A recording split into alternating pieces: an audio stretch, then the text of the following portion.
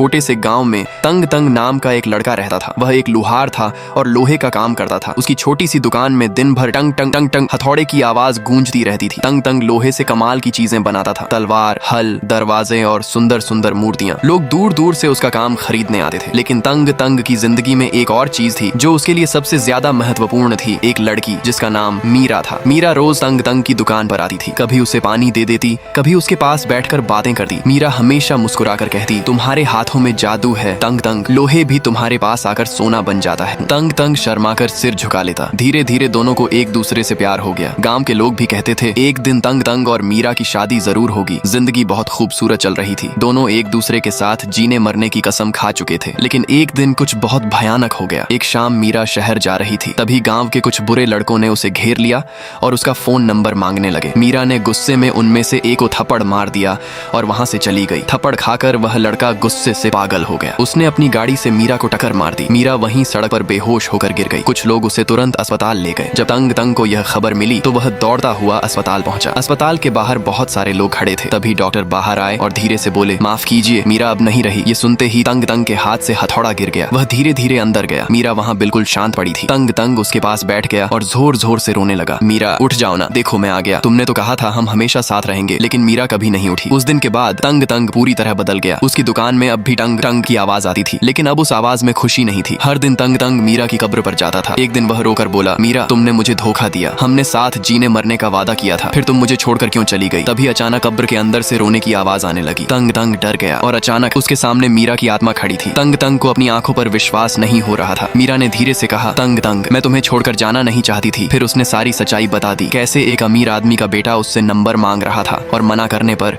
उसने गाड़ी से टक्कर मारकर उसकी जान ले ली। ये सुनते ही तंग तंग का गुस्सा फूट पड़ा। उसने फिर से अपना हथौड़ा उठाया और सीधे उस अमीर आदमी के बेटे के घर पहुंच गया। वह लड़का घर में आराम से बैठा था। तंग तंग गुस्से से बोला, तुमने मेरा सच्चा प्यार मुझसे छीन लिया, अब मैं तुम्हारी जिंदगी तुमसे छीन लूंगा। और तंग तंग ने हथौड़े से उस पर वार कर दिया। लड़का जमीन पर गिर गया और थोड़ी ही देर में उसकी मौत हो गई। उसके बाद तंग तंग फिर कब्रिस्तान गया। वह मीरा की कब्र के सामने रोकर बोला, मीरा मैंने तुम्हारा बदला ले लिया। इतना कहते ही कब्र चमकने लगी। अंदर से मीरा की आत्मा मुस्कुराते हुए बाहर आई। उसने तंग तंग से आखिरी बार कहा, मुझे हमेशा याद रखना तंग तंग। और फिर वह हवा में गायब हो गई। तंग तंग धीरे से मुस्कुराकर बोला, मैं तुम्हें कभी नहीं भूलूंगा मीरा। उस दिन के बाद से तंग तंग की दुकान से फिर हथौड़े की आवाज आने लगी। लेकिन इस बार वह सोना पिघलाकर कुछ बना रहा था। गांव के लोग देखकर कहते, लगता है तंग तंग पागल हो गया है। लेकिन तंग तंग बस मुस्कुराकर कहता, मैं मीरा के प्यार में पागल हो चुका हूँ। धीरे धीरे तंग तंग ने सोने की मीरा की मूर्ति बना दी। मूर्ति इतनी खूबसूरत थी कि लगता था जैसे अभी जिंदा होकर बोलेगी, तंग तंग मैं तुमसे प्यार करती हूँ। तंग तंग की आंखों में आंसू आ गए। वह धीरे से बोला, मीरा तुम आज इस दुनिया में नहीं हो, लेकिन तुम्हारी यह मूर्ति मुझे हमेशा तुम्हारी याद दिलाएगी।